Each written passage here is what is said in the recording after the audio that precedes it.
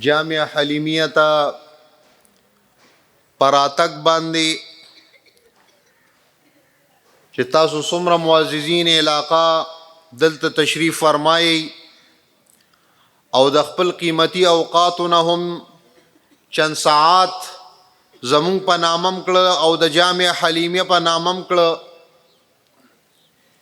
نو مونږ سره الفاظ نشتا، تاسو لا په کومو الفاظو باندې تاسو شکریه وباسو، خو دومره به ووایو واجرکم علی الله، د دې عظیم اجر هغه عظیم ذات چې الله تعالی دی هغه د تاسو ته در عطا کی.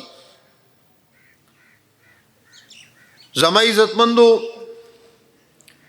د مدارسو سره ربط چې کله هم یو قوم هغه هلاک شوی دی نو هغه د مدارسو نه او د دینی خلقو نه لري شوی دي، نو هغه نه پس په هغه باندې عذاب راغلی دی. دا سنت الله دی، دا د الله تعالی طریقه ده. ولن تجد لسنت الله تبدیلا ولن تجد لسنت الله تحویلا. الله تعالی فرمایي چې زه یو قوم ته عذاب تر هغه وخته پورې نه ورکوم چې تر څو پورې ما هغې ته انبیاء کرام او رسول مې نه ورلېږلي. زمونږ او ستاسو د ټولو مسلمانانو دا عقیده ده چې حضرت محمد مصطفی احمد مجتبی صلی الله علیه وسلم خاتم النبیین دی. چې څنګه زمونږ دا عقیده ده داسې زمونږ دا هم عقیده ده چې حضور پاک صلی الله علیه وسلم افضل الخلائق، د ټول انسانیت کی د الله تعالی ته زیات محبوب شخصیت جناب محمد رسول الله صلی الله علیه وسلم. په نشر الطیب کی علامہ حضرت مولانا اشرف علی تانوی رحمت الله علیه حکیم الامت سے لیکلی دی چې کله حضرت آدم علیه السلام د جوړه الله تعالی پیدا که حضرت حوا، نو د انسان په دې مزاج کې چې کله حضرت آدم علیه السلام د نزدېکت اراده کوله، نو الله تعالی ورته فرمایل چې د دې مہر دی ادا کړی دی چې ته بیبي ته رجوع کې، نو د دې مہر به اول ادا کې. و یا الله د دې مہر څه دی؟ حکیم الامت حضرت تانوی رحمت الله علیه فرمایي چې الله تعالی ورته فرمایل چې زما په دې محبوب صلی الله علیه وسلم باندې لسل درود پاک وایه، دا ستا د بیبي دپاره به حق مہر شي. نو د ختم نبوت چې زمونږ او ستاسو د ټولو مسلمانانو دا عقیده ده چې د دواړو جهانو سردار صلی الله علیه وسلم صرف د الله تعالی پیغمبر او رسول نه دی، بلکې د رسالت سره یو بل صفت لګیدل دی، وخاتم النبیین، چې زمونږ او ستاسو پیغمبر دا خاتم النبیین دی. د ټولو انبیاء کرامو نه په اختتام باندې تشریف اوري حضور پاک کړی د صلی الله علیه وسلم.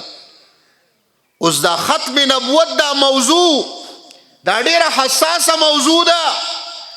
په دې موضوع باندې مسلمان لا پکار دادي چې سترګې او غوږونه دې کولاو کی، داسې نه چې دا ختم نبوت څه وړه او معمولی خبره ده. دا زما او ستا د ایمان چار دیواری ده.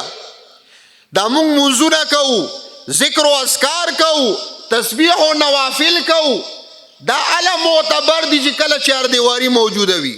چې کله ستا په ختم نبوت باندې ایمان وي چې ته د نبی پاک صلی الله علیه وسلم خاتم النبیین اومنې، ستا ایمان اله مضبوط دی. اعمالو کې کتا نه کوتاهي کېږي، هغه امید دی الله به درته معاف کړي. خو لیکن د عقیدې کمزوري او د عقیدې کوتاهي الله نه معاف کوي. نو تبي دا دعا کول پکار دي چې الٰه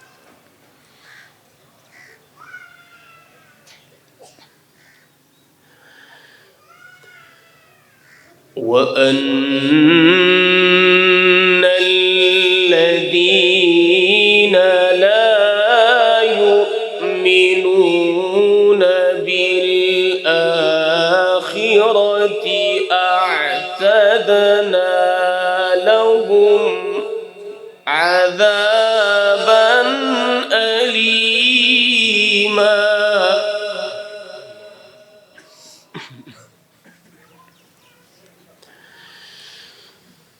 وأن الذين لا يؤمنون بالآخرة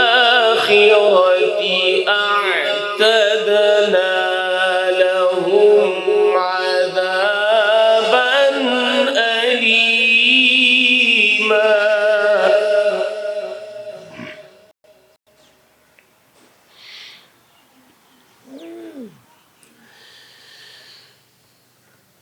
ويدعو الإنسان بالشر دعاءه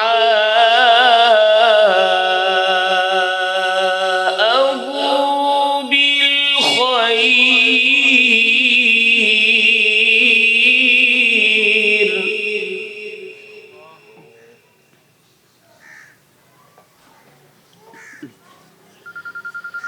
وكان الإنسان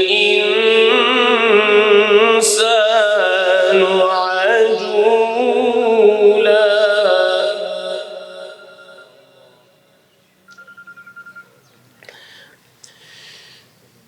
بسم الله الرحمن الرحيم. إن هذا القرآن يهدي للتي هي أقوم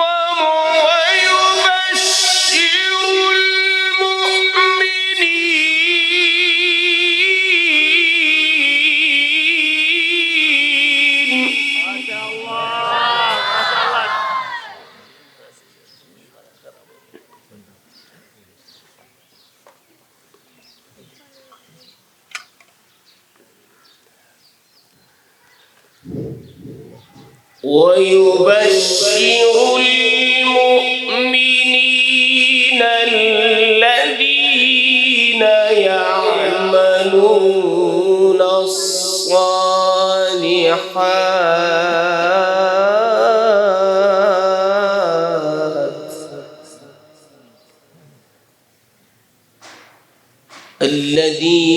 يعملون الصالحات أن لهم أجرا كبيرا. ما شاء الله، بارك الله في صوتك.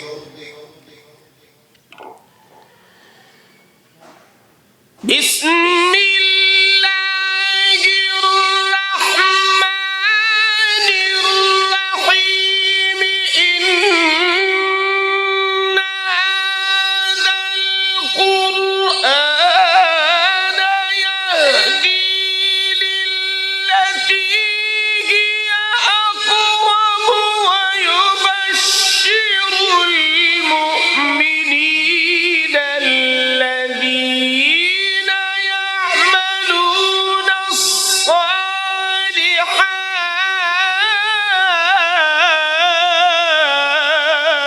ما شاء الله، بارك الله في صوتك يا أستاذ.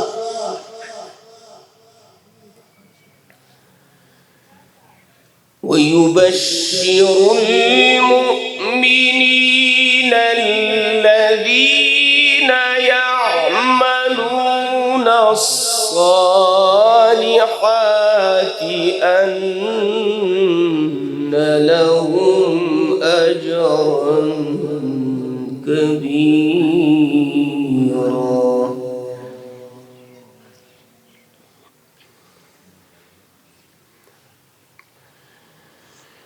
وأن الذين لا يؤمنون بالآخرة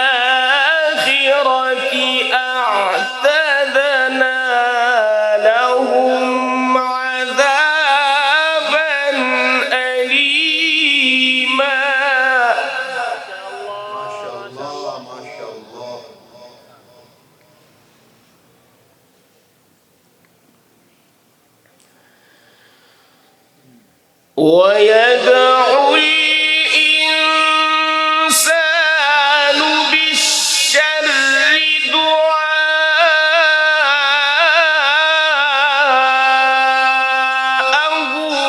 بالخير وكان الإنسان عجولا.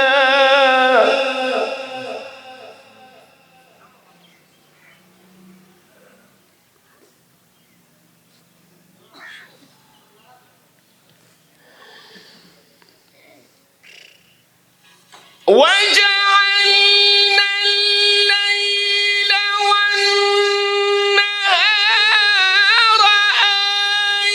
آيتين فمحونا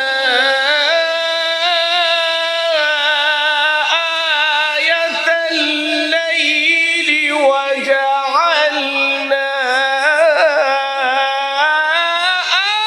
آية النهار مبصرة.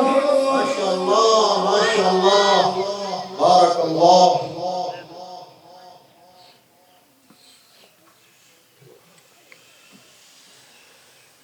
مبصرة لتبتغوا فضلا من ربكم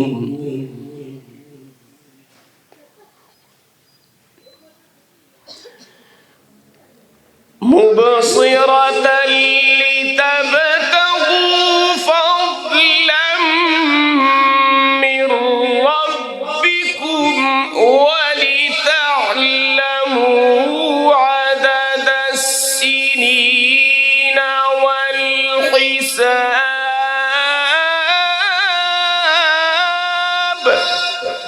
الله.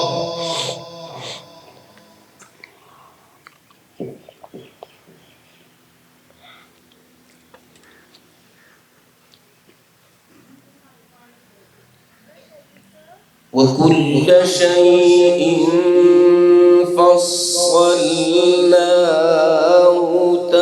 تفصيلا.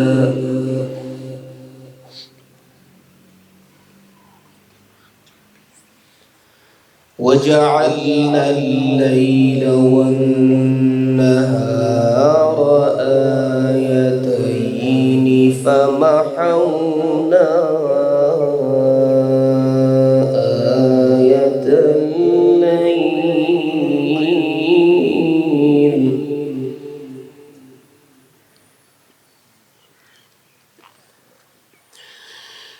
فمحونا آية الليل وجعلنا آية النهار مبصرة لتبتغوا فضلا من ربكم ولتعلموا عدد السنين والحساب. ما شاء الله بارك الله. اللهم زد فزد يا شيخ.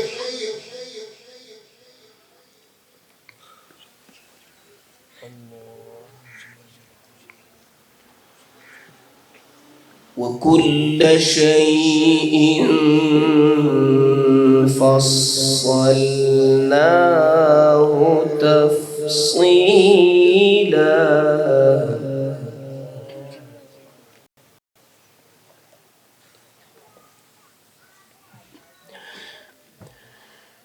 وكل إنسان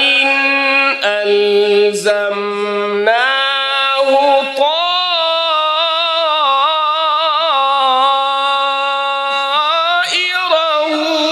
في عنقه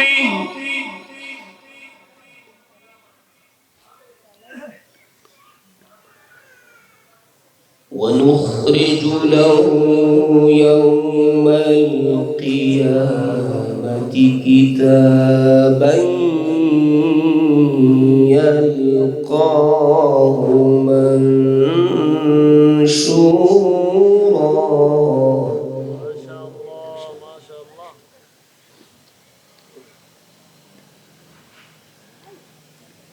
اقرأ كتابك اقرأ كتابك كفى بنفسك اليوم عليك حسيبا.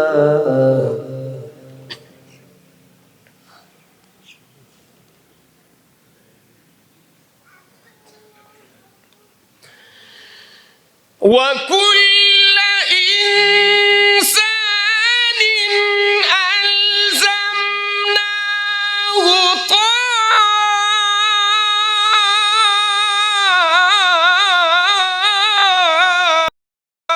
طائره في عنقه ونخرج له يوم القيامة كتابا يلقاه منشورا. بارك الله بارك الله.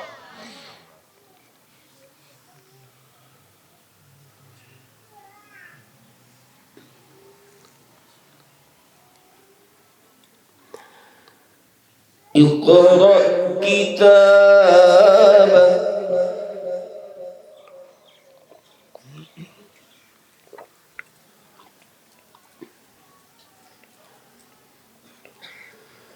اقرأ كتابك اقرأ كتابك كفى بنفسك اليوم عليك حسيبا.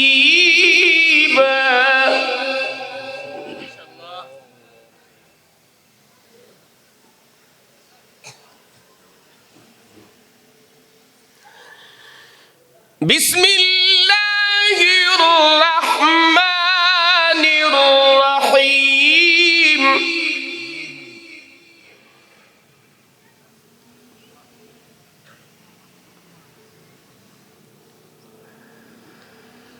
بسم الله الرحمن الرحيم.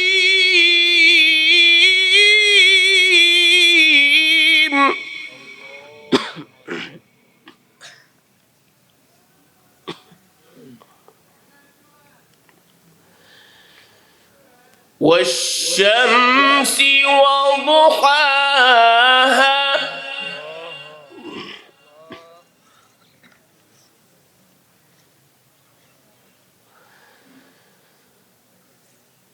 والشمس وضحاها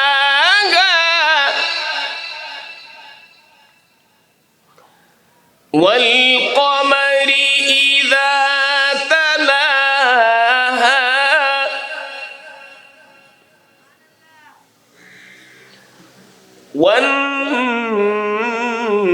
والنهار إذا جلاها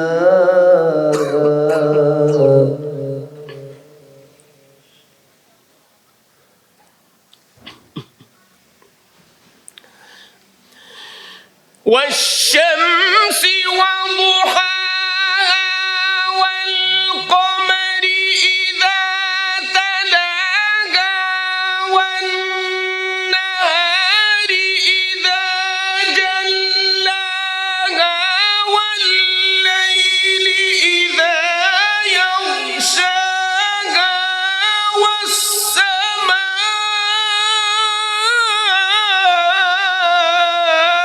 وما بناها والأرض وما طحاها ونفس وما سواها.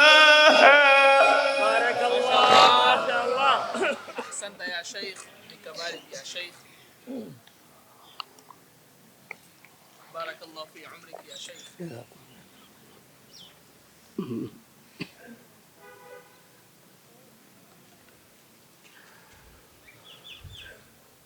والشمس وضحاها والقمر إذا تلاها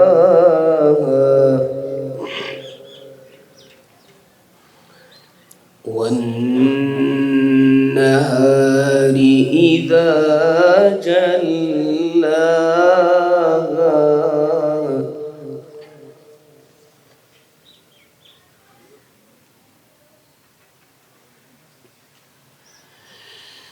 والليل إذا يغشاها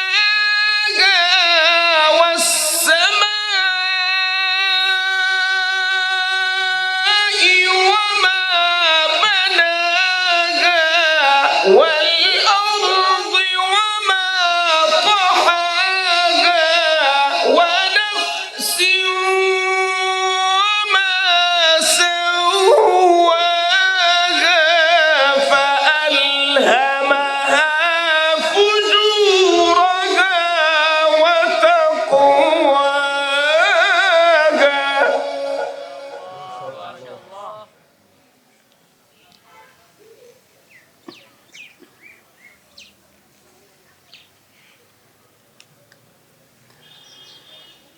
قد أفلح من زكاها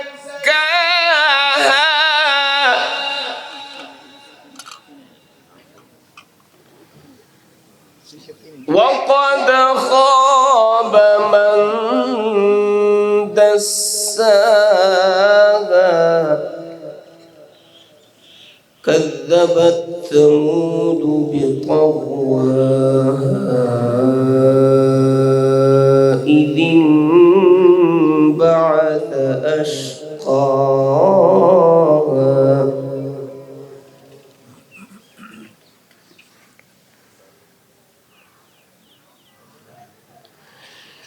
فقال لهم رسول الله ناقة الله وسقياها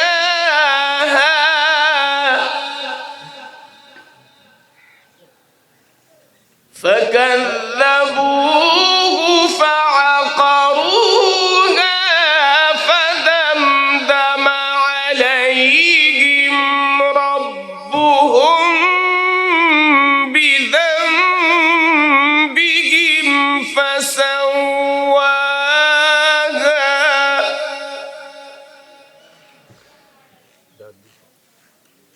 ولا يخاف عقباها صدق الله العظيم